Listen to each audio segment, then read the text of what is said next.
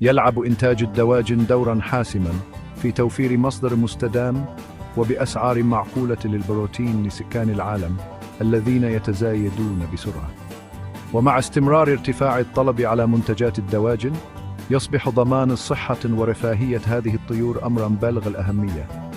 يمكن أن يكون لتفشي الأمراض بين قطعان الدواجن عواقب اقتصادية مدمرة للمزارعين وتهديدا للأمن الغذائي العالمي.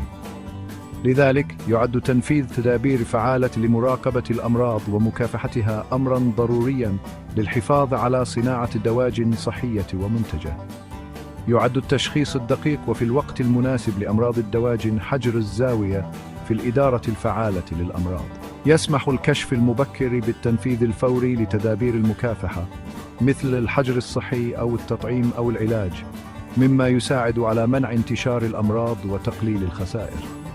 على مر السنين تم تطوير تقنيات تشخيصية مختلفة لتحديد أمراض الدواجن ووصفها. من بين هذه التقنيات برز تفاعل البوليميراز المتسلسل أو PCR ومقايسة الممتاز المناعي المرتبط بالإنزيم أو إلايسا كأدوات لا غنى عنها لإدارة صحة الدواجن. PCR هي تقنية بيولوجية جزيئية عالية الحساسية والنوعية، تستخدم لتضخيم تسلسلات DNA أو RNA محددة من عينة معينة مثل الدم أو الأنسجة أو البراز. تحاكي هذه التقنية العملية الطبيعية لتضاعف الحمض النووي التي تحدث داخل الخلايا، ولكن في أنبوب اختبار. تتضمن عملية PCR دورات متعددة من التسخين والتبريد، مما يسمح بالتضخيم الأسي لتسلسل DNA أو RNA المستهدف. تتكون كل دورة من 3 خطوات: تغيير طبيعة البروتين والربط والإطالة.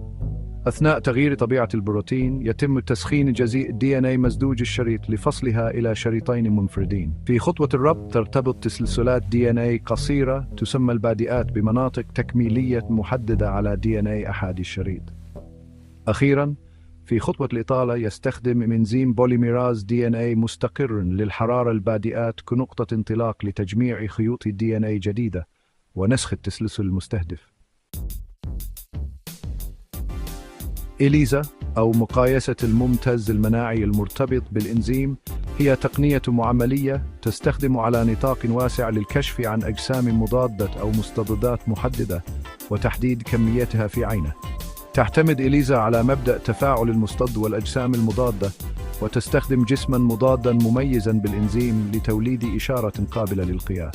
في إليسا يتم تغليف جسم مضاد ملتقط خاص بالمستضد المستهدف على سطح بئر لوحة ميكروية، ثم يتم إضافة العينة مثل المصل أو البلازما إلى البئر، مما يسمح لأي مستضد مستهدف موجود بالارتباط بالجسم المضاد الملتقط. بعد غسل أي مواد غير مرتبطة تتم إضافة جسم مضاد للكشف خاص أيضاً بالمستضد المستهدف. يتم ربط جسم مضاد الكشف هذا بإنزيم مثل البيروكسيداز الفجل أو الفوسفاتيز القلوي، ثم يتم إضافة محلول ركيزة إلى البئر، والذي يتفاعل مع الإنزيم المرتبط بجسم مضاد الكشف، مما ينتج عنه تغير في اللون أو إشارة فلورية. تتناسب شدة الإشارة طردياً مع كمية المستضد المستهدف الموجودة في العينة. إلايسا هي تقنية متعددة الاستخدامات، ويمكن تكييفها لتطبيقات مختلفة: الكشف عن الأمراض الفيروسية والبكتيرية والطفيلية في الدواجن. PCR وإلايسا هما أداتان تشخيصيتان قويتان أحدثتا ثورة في إدارة صحة الدواجن. كلتا التقنيتين لهما مزايا وقيود مختلفة، ويوفر استخدامهما معا نهجا شاملا لتشخيص الأمراض ومراقبتها.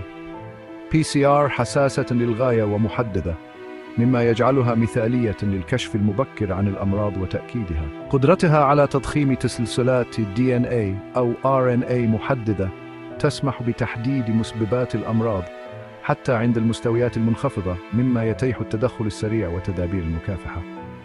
إليزا هي تقنية متعددة الاستخدامات، يمكن استخدامها للكشف عن كل من الأجسام المضادة والمستضدات، مما يوفر معلومات قيمة حول الحالة المناعية القطيع. يمكن أن يساعد الكشف عن الأجسام المضادة في مراقبة فعالية اللقاح وتحديد الطيور التي تعرضت لمسبب مرض معين. من ناحية أخرى، يؤكد الكشف عن المستضد وجود عدوى نشطة من خلال دمج PCR وإليسا في برامج إدارة صحة الدواجن. يمكن للأطباء البيطريين ومنتجي الدواجن اتخاذ قرارات مستنيرة بشأن مكافحة الأمراض واستراتيجيات التطعيم وتدابير الأمن الحيوي. هذه الأساليب الاستباقية ضرورية للحفاظ على صحة وإنتاجية قطعان الدواجن وضمان مصدر مستدام وبأسعار معقولة للبروتين لسكان العالم المتنامي.